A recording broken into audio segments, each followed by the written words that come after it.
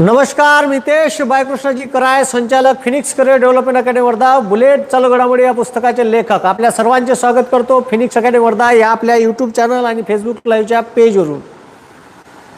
ओय मातामा, येणं लवकर लवकर, झोपली का?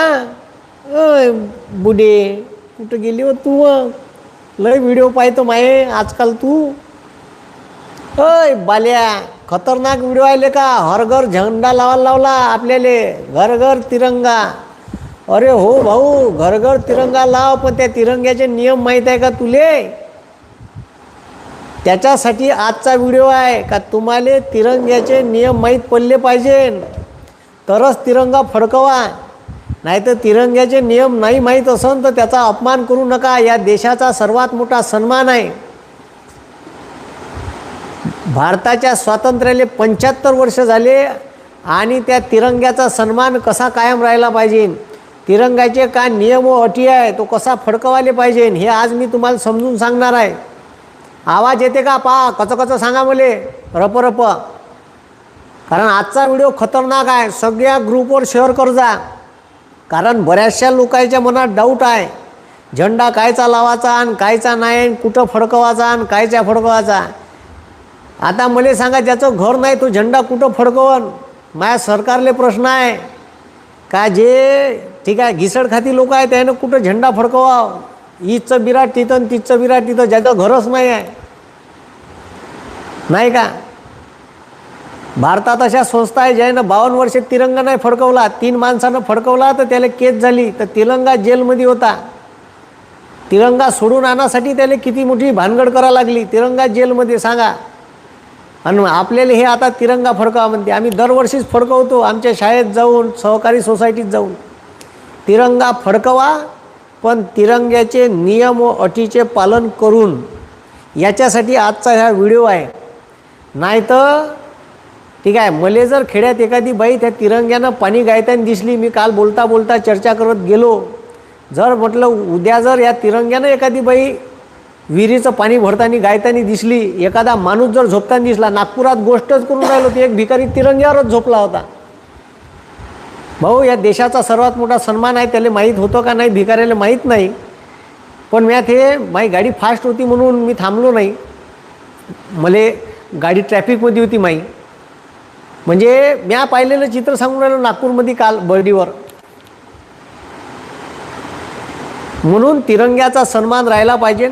देशाच्या स्वातंत्र्याला 75 वर्ष झाले आणि 75व्या वर्षी प्रत्येक घरावर तिरंगा फडकायला पाहिजे. पण ज्याचं घर नाही त्याचं का? ह्याही मोठा सरकारसमोर सगळ्यात मोठा प्रश्न आहे, नाही का? म्हणून झेंड्याचे नियम समजून घ्या. आजचा व्हिडिओ त्याच्याचसाठी आहे. आवाज येते का नाही हे क्लिअर सांगा. पाहिजे आवाज येऊन राहिला का नाही? कोणते सांगत आहे का बरोबर? आवाज येते का बे?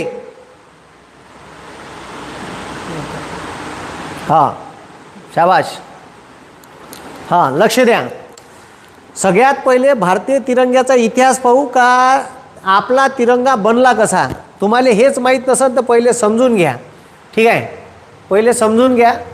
सगळ्यात पहिले तर भारताचा तिरंगा 1906च्या राष्ट्रीय काँग्रेसच्या कोलकाता अधिवेशनामध्ये असा झाला होता, असा तयार केला होता, ज्याच्यात वरतं हिरवा रंग, मधात पिवळा रंग, खालतं लाल भडक रंग होता. पिवळ्या रंगाच्या पट्टीत वंदे मातरम लिहिलं होतं आणि वरतं 8 कमळाचे फुलं होती, ठीक आहे? इकडं चंद्र होता आणि इकडं सूर्य होता. ह्या फ्लॅग 1906च्या राष्ट्रीय काँग्रेसच्या अधिवेशनात स्वीकारण्यात आला होता, ठीक आहे?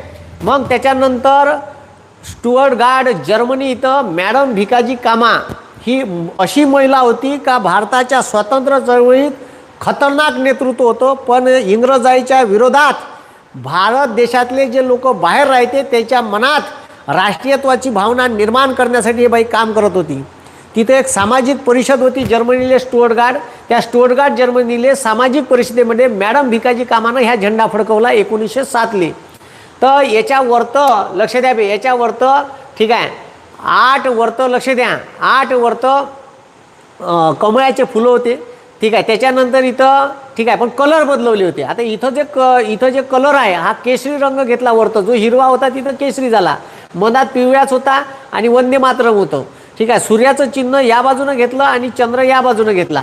तर हे 1907च्या अधिवेशनातलं चिन्ह आहे. 1907च्या ठीक आहे स्टुअर्ट सामाजिक परिषदेमध्ये मॅडम भिकाजी कामा हिनं ठीक आहे ह्या झेंडा फडकवला होता. त्याच्यानंतर भारतात होम रूल लीग चालू केली होती. ठीक आहे, आणि ते चालू केली होती ॲनी बेझंट यांनी. आयर्लंडहून आलेला कन्सेप्ट होता का आम्ही आमच्या देशातले लोक आमचं शासन निर्माण करतो, आमचं शासन चालवतो. होम रूलची कन्सेप्ट टिळकांनी घेतली आणि टिळकांनी होम रूलसाठी एक झेंडा तयार केला. पण त्या झेंड्यात पहा इथं इंग्रजाचा झेंडा आहे. हां, इंग्रजाचा झेंडा आहे, त्याच्यात लाल पट्ट्या हिरव्या पट्ट्या लाल पट्ट्या हिरव्या पट्ट्या आहे. आणि त्याच्यात ठीक आहे लक्ष द्या बे, त्याच्यात टोटल 7 स्टार आहे. 3 आणि 2 5 आणि 2 7 म्हणजे सप्तऋषीचे जे चांदण्या आकाशात दिसते त्याचे 7 स्टार टाकले. वरतं चंद्रन पुन्हा एक 8वा स्टार टाकला आणि या बाजूला काळ्या रंगाची हे त्रिकोणी पट्टी होती. तर ह्या असा झेंडा टिळकांनी 1917 पासून होम रूल लीगच्या चळवळीत सक्रिय केला होता. ठीक आहे, तर ह्या होम रूल लीगच्या चळवळीत असा झेंडा झाला. त्याच्यानंतर 1921ले विजयवाड्याच्या 1921च्या राष्ट्रीय काँग्रेसच्या अधिवेशनात नवीन झेंड्याचं प्रारूप तयार केलं, ज्याच्यावर चरखा आणण्यात आला. कारण गांधीजीचं वर्चस्व वाढत चाललं होतं राष्ट्रीय काँग्रेसमध्ये. तर वरतं ठीक आहे पांढरा, मधात हिरवा आणि खालतं लाल भडक आणि त्याच्यावर ठीक आहे असं ठीक आहे चरख्याचं चित्र. मग त्याच्यानंतर ठीक आहे बेपोट्यो आवाज आला गेला नाही सांगत जा 5 जरी. ठीक आहे, त्याच्यानंतर आपण तिरंगा, आता जसा तिरंगा आहे तसा 1931ले त्याच्यात बदल केला आणि स्वीकारला. ठीक आहे, त्याच्यात वरतं ह्या केशरी रंग, खालतं लक्ष द्या बेपोट्यो, ह्या खालतं हिरवा आणि मधात पांढरा आणि त्याच्यात चरखा म्हणजे चरख्याचं ओरिजिनल चित्र. ह्या जो चरखा होता त्याला 3च दांड्या होता ना, असा नॉमिनल असा काढल्यासारखा होता. पण हे ओरिजिनल चरख्याचं चित्र याच्यावर दिसत होतं. ते पांढऱ्या रंगाच्या पट्टीत घेतलं, रंग बदलून टाकले, वरतं केशरी केला, खालतं हिरवा केला. आणि 1947ले भारतीय संविधान सभेनं ह्या झेंडा स्वीकारला. तर ह्या झेंड्याची वेगळी खासियत आहे.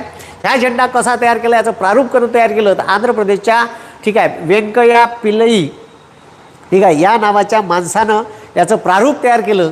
तर ह्या जो झेंडा आहे सगळ्यात पहिले कोणताही देश कुठेही गेला, आपण ऑलिम्पिकमध्ये गेलो, आपण कॉमनवेल्थमध्ये गेलो, तर आपला एक समोर ठीक आहे सगळ्यात चांगला प्लेयर राहते आणि तो प्लेयर भारताचा झेंडा घेऊन राहते. कोणत्याही देशाचा झेंडा ह्या त्या देशाची आयडेंटिटी आहे. म्हणून या देशात ठीक आहे राष्ट्रध्वज ठीक आहे राष्ट्रध्वजाले प्रत्येक देशात सन्मानानं पाहिलं जाते.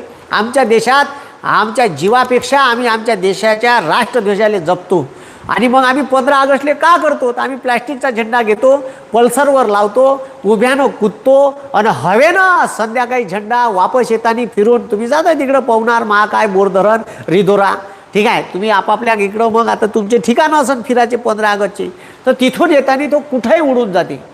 हे लक्षात ठेवा. आपल्याला झेंड्याची प्रतिमा कायम ठेवायची आहे. झेंडे लावा पण झेंडे जपून ठेवा. झेंडे जपून ठेवता येत नसेल तर ते एक तर लावूच नका गाड्याले. तुम्ही घरावर तिरंगा लावताय तर घरावरचा तिरंगा हा लावताना थोडीशी काळजी घ्या, कारण तिरंग्याचे नियम थोडेसे कठीण आहे. म्हणून अधिकारीच तर दांदरते भाऊ तिरंगा लावताना तिरंगा उलटा झाला ठीक आहे, तिरंगा जर ठीक आहे ते गाठच त्याची सुटली नाही, लय रंगाचे त्याचे रोणे आहे, साधं काम नाही. म्हणून तिरंगा याचा मान राहिला पाहिजे हे सर्वात महत्त्वाची गोष्ट आहे. बाकी कोणाचा मान राहू का नाही राहू या देशात, पण मात्र तिरंग्याचा मान राहिला पाहिजे. ठीक आहे, तुमच्या आमच्या जीवापेक्षा आम्ही आमच्या देशाच्या तिरंग्याला मान सन्मान देतो, आतापर्यंत देत आलो आणि देईन. ठीक आहे, म्हणून तिरंगा फडकवायचा आहे तर त्याची काळजी घेणं आवश्यक आहे. मला वारंवार असं वाटते. म्हणून आम्ही सगळे आज तहसीलदार साहेब वगैरे वर्धेचे बसलो होतो, नायब तहसीलदार त्यांना मी प्रॉब्लेम सांगितलं का जर उद्या त्या झेंड्याच्या फडक्यानं उद्या एखादी पाणी भरताना सापडली गुंडा तर का करायचं सर. हो ते तर आहे म्हणते, याच्यासाठी जनजागृती करायची. मग म्हटलं मी आज व्हिडिओ घेतो आणि लोकायले झेंड्याची माहिती देतो का झेंड्याच्या संहितेत 2002मध्ये जे बदल केले त्याच्यानुसार त्याचे नियम काय आहे हे नियम तुम्हाला समजले पाहिजे. म्हणून भारतीय झेंडा सगळ्यात पहिले सगळ्यात पहिले भारत स्वतंत्र झाला. कोणत्याही देशाला आपण स्वतंत्र झाल्यावर सगळ्यात पहिले आपली आयडेंटिटी पाहिजे होती. इंग्रजाचा झेंडा उतरवायचा होता आणि आपला चढवायचा होता. आपला झेंडा कसा राहील.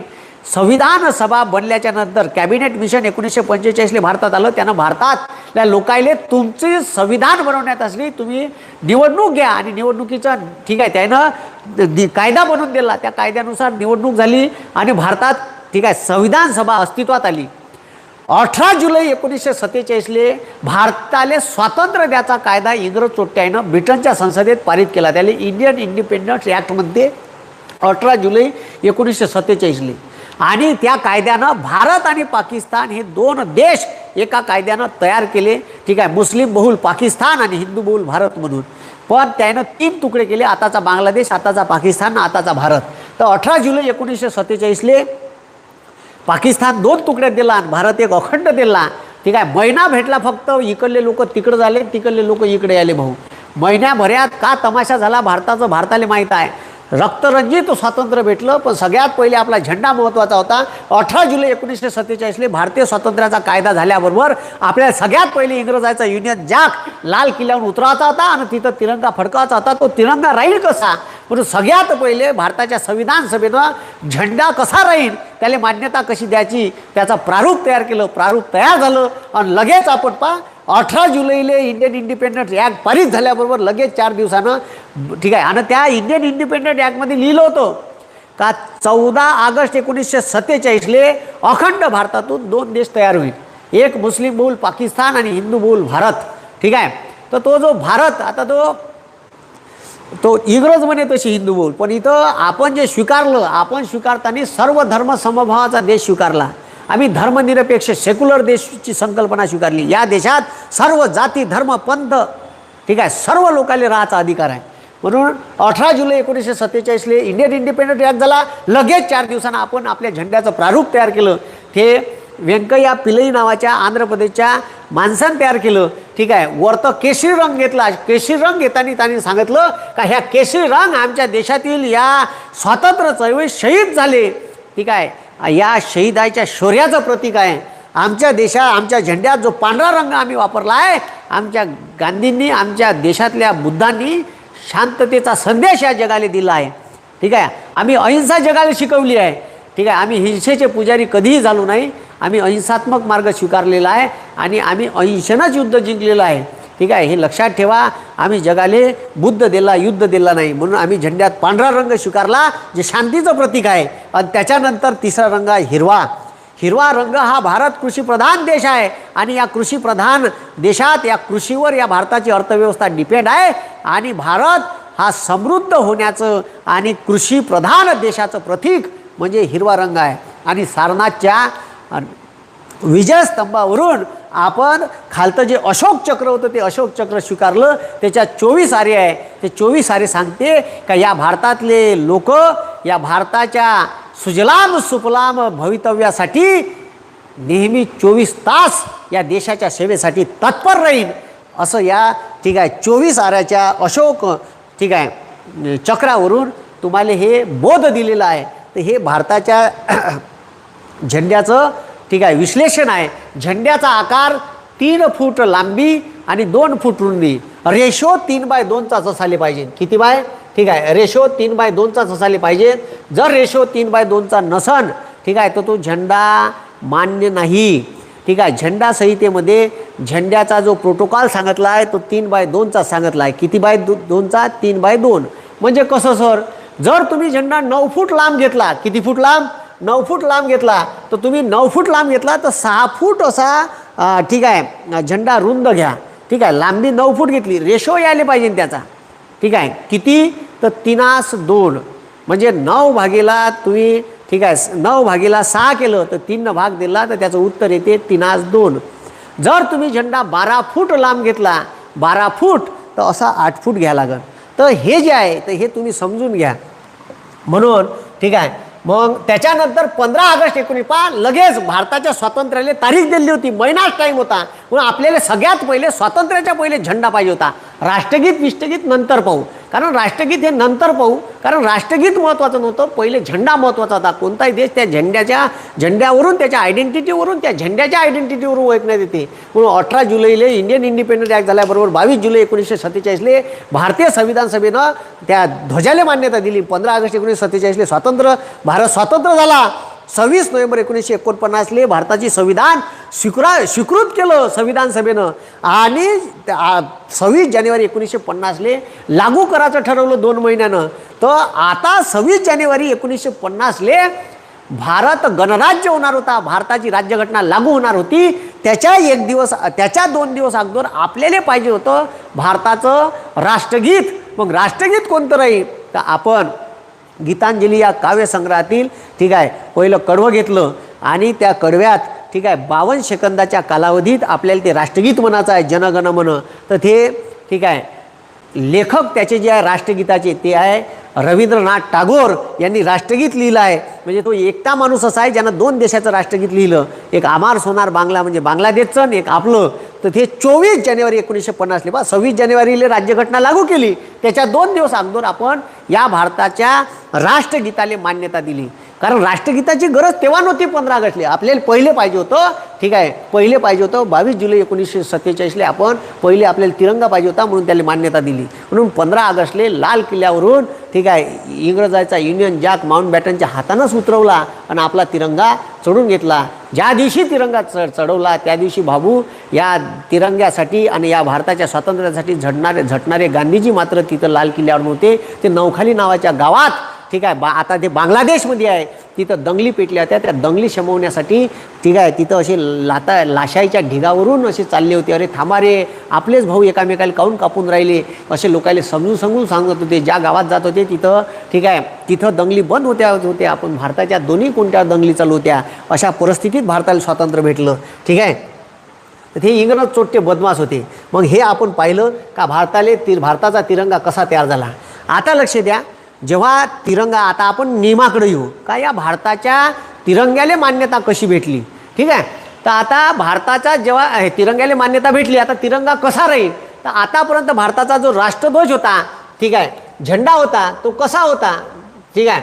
तर आतापर्यंत भारताचा तिरंगा हा हाताने विणलेला किंवा कातलेला म्हणजे ते हातमागावर बनवलेला. आतापर्यंत खादी ग्रामोद्योग बंद्या भारतात तिरंगे पुरवत होतं. आता ठीक आहे आता तर भारतानं खूप ऑर्डर दिला का तुम्ही एवढे बनवून द्या. ते म्हणे आम्ही तिरंगा होय तिरंग्याची मान मर्यादा कायम ठेवतो, तुम्ही घाईत आम्ही प्रोटोकॉलनुसार चालणारे माणसं आहे, आम्ही असे कचऱ्यासारखे तिरंगे बनवणार नाही. त्यानं ऑर्डर नाकारला ठीक आहे. आतापर्यंत हाताने विणलेला किंवा कातलेला ठीक आहे लोकरापासून कापसापासून किंवा रेशमी खादीपासून बनवलेला चालत होता. पण आता मोदी सरकारनं काय केलं का हर घर तिरंगा लावायचा आहे. तर म्हणे आतापर्यंत भारताच्या एकाही सरकारनं ठीक आहे पॉलिस्टर म्हणजे टेरिकॉटचा कापड नाही राहत का तसं ठीक आहे प्रचंड टेरिकॉट जास्तीत जास्त टेरिकॉटचा वापर त्याला सॅटिनचा कापड म्हणते. सॅटिनच्या कापडावर तिरंग्याला मान्यता दिली आणि प्लॅस्टिकच्या तिरंग्याला मान्यता दिली. हे आता केलेले बदल आहे. आता निघालेले JR आहे ठीक आहे. तिरंगा केव्हा फडकवायचा तर तिरंगा शासकीय कार्यालयावर ठीक आहे दररोज फडकवता येते, पण त्याच्या नियमानुसार त्याला सूर्यास्त व्हायच्या अगोदर उतरवा लागते आणि सूर्योदय झाल्यानंतर चढवा लागते आणि चढवल्यानंतर सेल्यूट द्या लागते आणि उतरवाच्या अगोदर सेल्यूट देऊन उतरवा लागते. असे त्याचे नियम आहे. आता हे सगळे नियम आपण पाहणार आहे ठीक आहे. आणि तिरंगा 15 ऑगस्ट 26 जानेवारीला जेव्हा फडकवतो तर तिथे एक सिक्युरिटी गार्ड राहते, त्याला ठेवाच लागते. कारण झेंड्यावर एखादा पक्षानं शी केली काही केली तर तसा झेंडा फडकून ठेवता येत नाही, त्याला लगेच उतरावं लागते. याचे काही नियम आहे, हेच नियम आपण पाहणार आहे ठीक आहे. आता पण म्हणते तुम्ही कंटिन्युअस 3 दिवस झेंडा लावा ठीक आहे. तारीख सांगितली 13, 14, 15 तुम्ही तुमच्या घरावर झेंडा लावूनच ठेवा. तर आता जे नियम बदल केले का तुम्ही तुमच्या घरावर कंटिन्युअस 3 दिवस झेंडा लावून ठेवू शकता. तुम्ही घरावरचा झेंडा नाही उतरवला तरी चालते म्हणते ठीक आहे केंद्र सरकार. तर आता पण शासकीय कार्यालयावरचा ठीक आहे झेंडा जेवढे शासकीय निमशासकीय सहकारी ठीक आहे कार्यालय आहे याच्यावर झेंडा मात्र जे जुन्या गाईडलाईन आहे का तुम्हाला दिवस उगवल्यानंतर झेंडा फडकवता येईल आणि त्याच्यानंतर सूर्यास्त व्हायच्या अगोदर उतरवा लागेल ह्या गाईडलाईन अजूनही त्याला लागू आहे. पण तुम्ही घरी फडकवताय तुम्हाला थोडीशी सूट दिली आहे. तर आता लक्ष द्या ठीक आहे. आता झेंडा संहिता 2002 का म्हणते ठीक आहे. झेंडा संहिता 2002 का म्हणते पोट्यो आवाज येऊन राहिला ना बरोबर हां सांगत जा मुले मधात ठीक आहे. मग आता लक्ष द्या झेंडा संहिता 2002 म्हणते का जळलेला लक्ष द्या रे भाऊ जळलेला फाटका झेंडा किंवा चुरगाळलेला किंवा चाळ्यामुळा झालेला झेंडा फडकवता येणार नाही. हां भाऊ ठीक आहे. झेंड्याले बाकायदा प्रेस गीस करून ठीक आहे व्यवस्थित असला पाहिजे झेंडा. पहा काय म्हणते जळलेला फाटका किंवा चुरगाळलेला झेंडा फडकवता येणार नाही. त्याच्यानंतर झेंडा उलटा फडकवता येणार नाही. हिरवा रंग वरत फडकवताना केशरी रंग वरतच असला पाहिजे. ठीक आहे, ठीक आहे, पांढरा मधात आणि हिरवा खालतच आला पाहिजे झेंडा फडकवताना. म्हणून झेंडा फडकवायच्या पहिले खूप काळजी घ्यायला लागते. ते जर तुम्ही त्याच्यात फुलं गिलं टाकून पाकळ्या टाकून फडकवला आणि त्याच्या फडकवताना ते उलटा झाला तर ठीक आहे, त्याच्यावर गुन्हा दाखल होते बरं. ठीक आहे, म्हणून झेंडा उलटा फडकवता येणार नाही. झेंडा सूर्योदयानंतर, ठीक आहे, सूर्योदयानंतरच फडकवता येते. सूर्योदयाच्या अगोदर फडकवता येत नाही. म्हणजे रात्री गित्री फडकवता येत नाही. झेंडा सूर्योदयानंतर फडकावा व सूर्यास्त व्हायच्या, लक्ष द्या काय म्हणते, सूर्यास्त व्हायच्या अगोदर आदरपूर्वक उतरवावा. आदरानं उतरवाचा, त्याला घडी करायची. ठीक आहे, आणि त्याच्यानंतर व्यवस्थित ठेवून द्यायचा घडी करून कपाटात. त्याच्यानंतर दुसऱ्या दिवशी तुम्हाला फडकवायचा आहे तर तुम्ही फडकवू शकता. ठीक आहे, समजलं काय? नाही तर मग तुम्हाला फडकवायचा नसेल, शासकीय कार्यालयात फडकवता येते दररोज, तर तो शासकीय कार्यालयाचा फडकवताना हे नियम व कानून, एक स्पेशल माणूस असते याच्या. ठीक आहे, हे काही साधं काम नाही आहे. तर आपल्याला 3 दिवस कंटिन्यू फडकून ठेवता येते म्हणते. तेवढ्यानं बरं झालं सूट दिली आपल्याला, नाही तर आपत आली असती. त्याच्यानंतर जिल्ह्यातील शासकीय झेंडा, जिल्ह्यातील शासकीय झेंडावंदन हे लय महत्त्वाचं आहे. हां, हे लय लोकांना माहीतच नाही भाऊ. जिल्ह्यातील शासकीय झेंडावंदन, आता आमच्या जिल्ह्यात ठीक आहे पालकमंत्री असते. आता पालकमंत्री तर आहे नाही आपल्यापाशी, पण पालकमंत्री जिल्ह्याचा झेंडा फडकवते. तर मंत्रालयात तिकडं मुख्यमंत्री फडकवते. ठीक आहे, राजभवनात राज्यपाल फडकवते. तर जिल्ह्यातील शासकीय झेंडावंदन 9:10 होते. 9:10 झेंडावंदन झाल्याच्या नंतर कोणालाही झेंडा फडकवता येत नाही. हे त्याचे नियम आहे, प्रोटोकॉल आहे. का नाही तर उठसूट कवाय, झोपेतून उठला 11 वाजता, तोंड घातलं, पांढरे कपडे, नाही आता झेंडा फडकवतो मी. ठीक आहे, डोंबड्या असा झेंडा नाही फडकवता येत. ठीक आहे, हे समजून घे का शासकीय झेंडावंदन झाल्याच्या म्हणजे तुम्हाला का सकाळी उठल्यापासून झेंडावंदन तुम्ही चालू ठेवा. तर जिल्ह्याचं आता हे काय होते, कधी कधी एखाद्या वेळेस खेड्यात होऊन जाते 9 ते 9:30. इकडं काही टायमिंग माहीत नाही राहतं, थोडंफार इकडं तिकडं 5-10 मिनिट चालतेच आहे. पण नियम जर पाहिला तर जिल्ह्यातील शासकीय झेंडावंदन 9:10 होते. ठीक आहे, बोले अधिकारी सांगे. ठीक आहे, झाल्यानंतर कोणी झेंडा फडकवू नये. ठीक आहे, प्रभात फेरीत ठीक आहे झेंडा धरून चालताना उजव्या हातात, जसं शेलूट मारताना उजव्या हातानं मारतो आपण, किंवा ह्या हात जर अपंग झाला ठीक आहे तर ते असं मारते शेलूट. ह्या हात असं मारते का असा?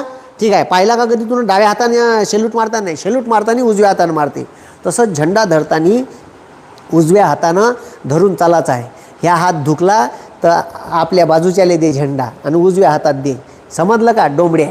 तर मग प्रभात फेरीत झेंडा धरून चालताना उजव्या हातात धरून चालावा. ठीक आहे, त्याच्यानंतर ठीक आहे राष्ट्रध्वज कोठेही फडकवता येतो. कोठेही फडकवता येतो.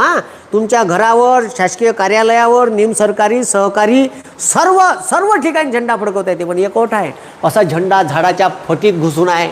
ठीक आहे, असा गिसा फडकवता येत नाही. झेंड्याच्या वर निरभ्र आकाश पाहिजे, खुलं आकाश, आणि लोकायले तो टकटक दिसायला पाहिजे अशा ठिकाणी झेंडा फडकवा. राष्ट्रध्वज कुठेही फडकवता येतो, पण तो लोकांना स्पष्ट दिसेल व त्यावर आकाश असेल अशा ठिकाणीच फडकवावा. तो असा एखाद्या झाडात घुसून तुम्ही फडकवला असं गिसं चालत नाही. लय कारभारी लोक आहे नाही तर. ठीक आहे, म्हणून हेच गाईडलाईन समजून घ्या. मग त्याच्यानंतर झेंड्याच्या गाईडलाईन अशा म्हणते का झेंडा ठीक आहे, झेंड्याचे कपडे नाही बनवता येत भाऊ. हे अमेरिका नाही होय भाऊसाहेब, ते अमेरिकेत ते काय चड्ड्यावर न ते बन्यानीवर. ठीक आहे, अरे बापा अंतर्वस्त्र बनवते ते झेंड्याचे. भाऊ आपल्या झेंड्याला खूप मोठा मान आहे. असे कारभार अजिबात करायचे नाही. काही लोक ते अमेरिकेतले लोक चपला बनवते, त्या चपलावर काढते झेंडा. ठीक आहे, आपण असे कारभार करायचे नाही. मी का म्हणून राहिलो, ठीक आहे, झेंड्याच्या कापडात तुम्हाला ठीक आहे कपडे, अंतर्वस्त्र, चपला ठीक आहे असं काही बनवता येणार नाही. म्हणून पहिले लक्ष द्या, मी का म्हणून राहिलो. ठीक आहे, मग आता पहा 7वी कंडिशन काय, पक्षाने घाण केलेला झेंडा लगेच उतरवा. जर समजा झेंडा फडकवला आणि झेंडा फडकवल्याच्या नंतर एखाद्या पक्षाने त्याच्यावर शी केली तर याच्यासाठी जिल्हा परिषदच्या शाळेचा जरी झेंडा फडकवला ना तर तिथं चपराशी ठेवा लागते दिवसभर. तो लंग हिंडत राहते इकडं तिकडं. आता चपराशी नसेल तर मास्तरला लावा लागते ॲक्च्युली तिथं. घरी नाही येत आहेत, पण मास्तर येते घराकडं मस्त. 15 ऑगस्ट राहते तर येता येत नाही भाऊ. तिथं झेंड्याच्या ठिकाणी राहायला लागते उतरवतपर्यंत. संध्याकाळी दिवस बुडाच्या. मग ह्या का करते, याची जर शाळा 25 किलोमीटर असेल तर मस्त 15 ऑगस्ट करून येते. ठीक आहे, आणि दुसराच वर्ग आहे, पहिला आणि दुसरा, या एकटाच मास्तर राहते. ह्या मस्त झेंडा फडकवते, वापस येते आणि मग 5 वाजता जाते. पण तशा वेळेस जर एखाद्या पक्षानं घाण केली आणि एखाद्यानं फोटो काढून कंप्लेंट केली तर नोकरी जाऊ शकते. इतकं खतरनाक काम आहे झेंड्याचं. म्हणून पक्षाने घाण केलेला झेंडा लगेच उतरवा लागते. समजलं का? त्याला फडकून ठेवता येत नाही. झेंड्याचा अपमान आहे हा. झेंडा फडकवल्यानंतर त्याची दिवसभर निगराणी करावी. याच्यासाठी निगराणी करावी का पक्षानं घाण होऊ नये, ठीक आहे, किंवा तो गुंडायला जाऊ नये, हे सगळं लक्ष ठेवावं लागते त्याच्यावर. झेंडा फडकविल्यानंतर सलामी द्यावी, ठीक आहे, झेंडा फडकविल्याच्या नंतर आणि झेंडा उतरवण्याच्या अगोदर सलामी द्यावी. जर तुमच्यापाशी ती सुविधा उपलब्ध असन बँडची आणि सलामी द्यायच्या व्यवस्थेची तर तुम्ही ते देऊ शकता. पण झेंडा उतरवायच्या वेळेस सलामी द्यास लागते. शलूट चढवला का शलूट मारा लागते आणि उतरवायच्या वेळेस उतरवायच्या अगोदर शलूट मारा लागते. शलूट मारून उतरवा लागते झेंडा. समजलं का? हे झेंड्याच्या गाईडलाईन आहे. असं कसंही आपल्या मनानं झेंडा नाही फडकवता येत, ठीक आहे. घेतलं वाण, लावला झेंडा, झाला आमचा, ठीक आहे, 75वा अमृत महोत्सवी वर्ष, ठीक आहे. तर झेंडा अर्ध्यावर फडकू नये. झेंडा अर्ध्यावर केव्हा फडकवल्या येते तर जर राष्ट्रीय शोक व्यक्त केला राष्ट्रपतीनं, म्हणजे समजा एखादा, ठीक आहे, हयात असलेला पंतप्रधान वारला किंवा एखादा राष्ट्रपती वारला, ठीक आहे, तर अशा वेळेस राष्ट्रीय शोक जाहीर केला जाते. तर अशा वेळेस राष्ट्रीय शोक जाहीर केल्यावर झेंडा अर्ध्यावर उतरवण्यात येते, ठीक आहे. राष्ट्रपती भवनातला वरचा, संसद भवनावरचा, जेवढे शासकीय भवन आहे त्या शासकीय भवनावरचा झेंडा अर्ध्यावर उतरवला म्हणजे असं समजून घ्यायचं का राष्ट्रीय शोक व्यक्त करण्यात आला आहे. तो 3 दिवसाचा असेल तर 3 दिवस अर्ध्यावरच फडकवल्या जाते, ठीक आहे. पूर्ण वर तर फडकवल्या जात नाही. हे गाईडलाईन आहे. मग झेंडा अर्ध्यावर 15 ऑगस्ट 26 जानेवारीले अर्ध्यावर फडकू नये, ठीक आहे, हे समजून घ्या. मग त्याच्यानंतर, ठीक आहे, झेंड्याचा जमिनीला स्पर्श होऊ देऊ नये. झेंडा उतरवल्यानंतर तो जमिनीला स्पर्श नाही झाला पाहिजे. एखाद्या वेळेस चुकून पडला, ठीक आहे बा, पण ठीक आहे, तुम्ही असा घासत नेत आहे त्याला झेंड्याले, जमिनीवर घासत चालला तू गुंडायत त्याले. व्यवस्थित घडी करावी, कपाटात व्यवस्थित ठेवून द्यावी. जर तुम्ही महागाचा झेंडा घ्या, कमीत कमी तुमच्या घरावर फडकवायचा आहे ना, तर महागाचा घ्या, ठीक आहे. तो खादीचा झेंडा आहे, ते चांगल्या क्वालिटीचा तो झेंडा घ्या. तो झेंडा तुम्ही 6-7 वर्ष वापरू शकता.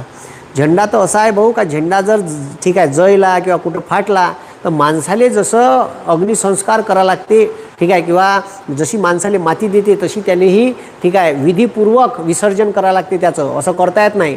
सर हे आता रस्त्यावर दिसले तर का करायचं जी आम्ही, तर तुम्हाला सांगतो आपलं करायसर प्रतिष्ठानतर्फे जे पोट्टे जॉईन झाले, तुम्हाला जॉईन व्हायचं असेल तर मी वरतं लिंक टाकतो, जॉईन व्हा, ठीक आहे. बॅनर बनवा करायसर प्रतिष्ठानचे आणि प्रत्येक तुमच्या शहराच्या चौकात, गावाच्या चौकात बोर्ड लावा. जर तुम्हाला असा प्लॅस्टिकचा झेंडा किंवा इतर काही झेंड्याबद्दल काही दिसलं पडून तर आमच्यापाशी आणून द्या. ते आणून द्या, ग्रामपंचायतमध्ये जमा करा. ग्रामपंचायत सांगा तहसील ऑफिसला नेऊन हे जमा करा. कारण ते त्याची विल्हेवाट लावून आपण त्याची विल्हेवाट लावू शकत नाही. कुठं लावा एवढ्या मोठ्या प्लॅस्टिक झेंड्याची. मी आज तेच बोललो. आज आमची मीटिंग झाली, त्या मीटिंगमध्ये अधिकाऱ्यासोबत तेच बोललो.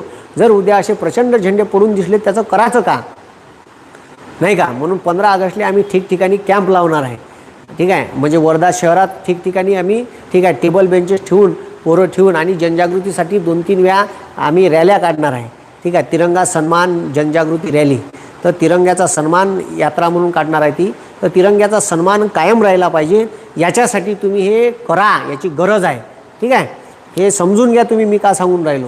आणि ज्या लोकांना ऑनलाईन क्लास लावायचे MPSCचे घेईन तर फिनिक्स अकॅडमी वर्धा नावाचं ॲप्स आहे, ते ॲप डाउनलोड करून घ्या. तर राष्ट्रध्वजा पुन्हा हे खूप महत्त्वाचं आहे. त्या मागं एका BJPच्या कार्यक्रमात त्यानं कर्नाटकमध्ये होय ते झेंडा म्हणजे BJPचा झेंडा वरतं आणि तिरंगा खालतं होता. तर भाऊ हे असं होऊ नये. हे सरळ भारताच्या राष्ट्रध्वजाचा अपमान आहे. असं कुठंच नाही झालं पाहिजे. कोणताही झेंडा राहो, कोणत्या पक्षाचा राहो, काही राहो, ठीक आहे. तिरंग्याचा सन्मान मोठा आहे आणि मोठा नेहमीच राहील. राष्ट्रध्वजापेक्षा कोणत्याही झेंड्याला त्यापेक्षा जास्त उंचावर फडकू नये, ठीक आहे. राष्ट्रध्वजच उंच असला पाहिजे.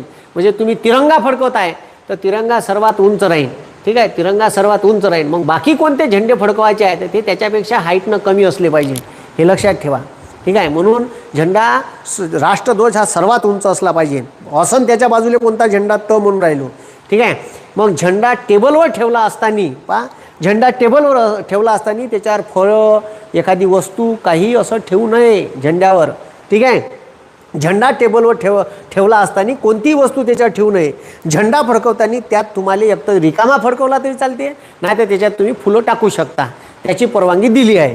ठीक आहे. कपडे, चपला, अंतर्वस्त्र, ठीक आहे, यावर तिरंगा काढू नये किंवा तिरंग्याचा वापर हे कपडे बनवण्यासाठी करू नये.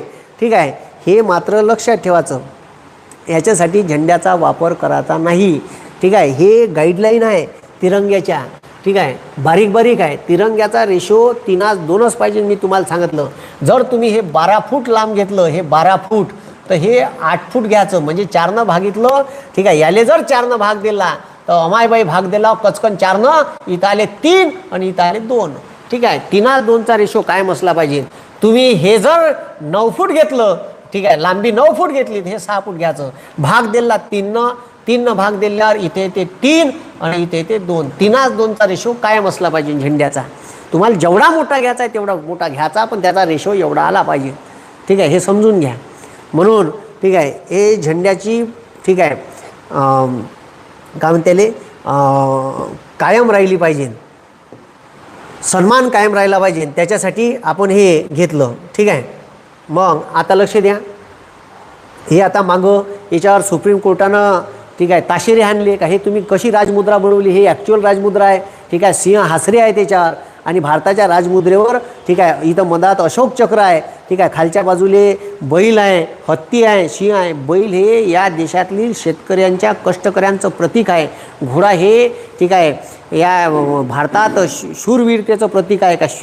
घोडा जे आहे तर घोडा युद्धात वापरला जाते. घोडा हे तेज म्हणजे तेज प्रगतीचं प्रतीक आहे. तर हे जे 4 सारनाथच्या विजयस्तंभावरून राजमुद्रा आपण जे घेतली, ठीक आहे, तर ते राजमुद्रा आक्रमक बनवून टाकली. तिचे दातं गीतं त्या सिंहाचे काटे म्हणजे विद्रुपीकरण करून टाकलं. ठीक आहे. तर त्याच्यावर सुप्रीम कोर्टानं उत्तर विचारलं भारत सरकारले. आता असो, ठीक आहे, आपला तो विषय नव्हता. 22 जुलै 1947, पण हे चुकीचं आहे. 22 जुलै 1900 त्याचा विरोध करणं शिका.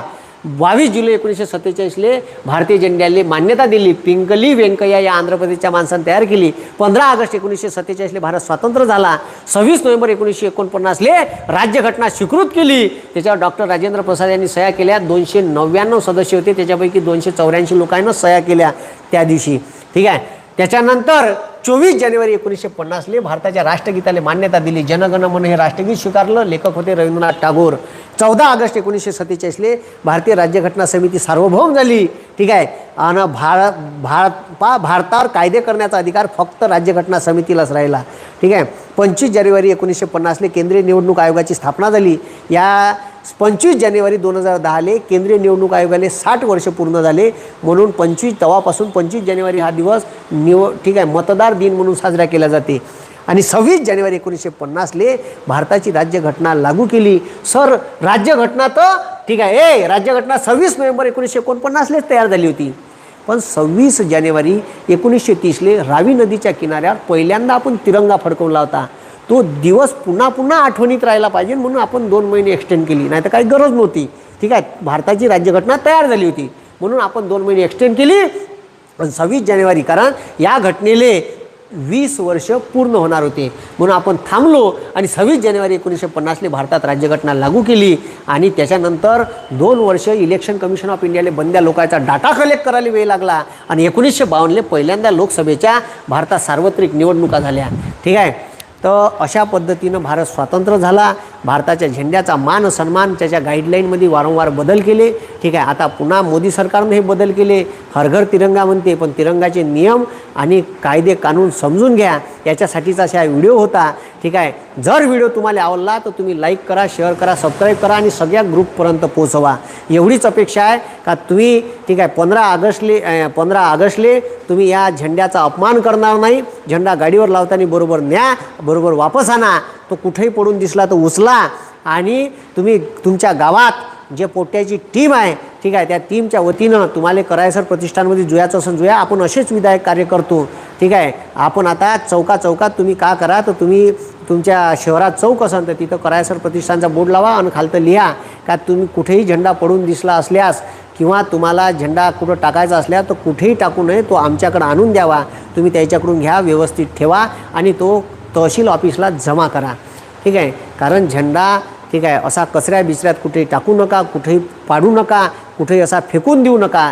ठीक आहे. आपल्या देशाचं सगळ्यात मोठं प्रतीक म्हणजे हे या देशाचा राष्ट्रध्वज आहे. एवढीच अपेक्षा मी तुमच्याकडून करतो का तुम्ही भारताचे भावी नागरिक आणि सुज्ञ नागरिक आहे आणि देशाचा ठीक आहे आणि या राष्ट्रध्वजाचा सन्मान नेहमीच बाळगान. ठीक आहे. याईनं तर 52 वर्ष लावला नाही झेंडा, पण आपण मात्र आपल्या देशात ठीक आहे आपल्या मनात राष्ट्रध्वज आहे, आपल्या मनात तिरंगा आहे. मी तुमच्या मनात भगवा नाही पेरला, हिरवा नाही पेरला, पांढरा नाही पेरला, निळा नाही पेरला, मी तुमच्या मनात तिरंगा पेरण्याचं काम वारंवार करत आलो. म्हणून कराय मास्तरची व्हिडिओ लोक पाहते नाही का. म्हणून हे आपल्याला कायम करायचं आहे का आपल्या देशावर राष्ट्रप्रेम सांगण्याची गरज पडली नाही पाहिजे, ते आतमधून असलं पाहिजे. ठीक आहे. ते कोणाला दाखवल्यानं राष्ट्रप्रेम होत नाही आणि 15 ऑगस्टवर परसरवर उभं राहून तिरंगा फडकवल्यानं ठीक आहे आपलं राष्ट्रप्रेम व्यक्त होत नाही. म्हणून आपलं राष्ट्रप्रेम आपल्या छोट्या मोठ्या कामातून आहे. तुम्ही झाडं लावत असन तर या देशासाठी लावून राहिले, तुम्ही स्वच्छता करत असन ठीक आहे एखाद्या ठिकाणी स्वच्छता मोहीम राबवत असन तर या देशासाठी काम करून राहिले, लोकांची सेवा करत असन, पूर आला तिथं लोकांना मदत करून राहिली असन ते हे सुद्धा राष्ट्रप्रेम आहे. तो शेतकरी राबून तुमच्यासाठी 2 वेळेचं अन्न कमावून राहिला. ठीक आहे. 2 वेळेचे तुमच्यासाठी एका दाण्याचे हजारो दाणे करून राहिला, तो सुद्धा राष्ट्रप्रेम व्यक्त करते. आणि या भारताच्या सीमेवर राहणारा सैनिकसुद्धा या देशाची सेवा करून राहिला. म्हणून राष्ट्रप्रेम हातात बंदूक घेऊन ठीक आहे किंवा पल्सरवर 15 ऑगस्ट 26 जानेवारीला तिरंगा फडकून राष्ट्रप्रेम व्यक्त नाही करता येत. तर ते राष्ट्रप्रेम या छोट्या मोठ्या गोष्टीतून व्यक्त करता येते. हेच आम्हाला राष्ट्रसंतानं तुकडोजी महाराजांना शिकवली. म्हणून गावागावात ठीक आहे जनजागृती झाली पाहिजे का तिरंग्याचा सन्मान राहिला पाहिजे आणि या तिरंग्याच्या सन्मानातून आपल्या देशाचा सन्मान आपण वाचवला पाहिजे. नाही तर उद्या मी जे सांगितलं तुम्हाला या व्हिडिओत का भविष्य का असू शकते तसं भविष्य आणि तसं चित्र कुठं भारतात दिसता कामा नाही. ठीक आहे. आजच्या दिवस तुमची रजा घेतो. आज तिरंग्यावर व्हिडिओ घेतला. ठीक आहे. ह्या व्हिडिओ लोकांपर्यंत पोचा एवढीच अपेक्षा करीन. धन्यवाद. जय हिंद, जय महाराष्ट्र.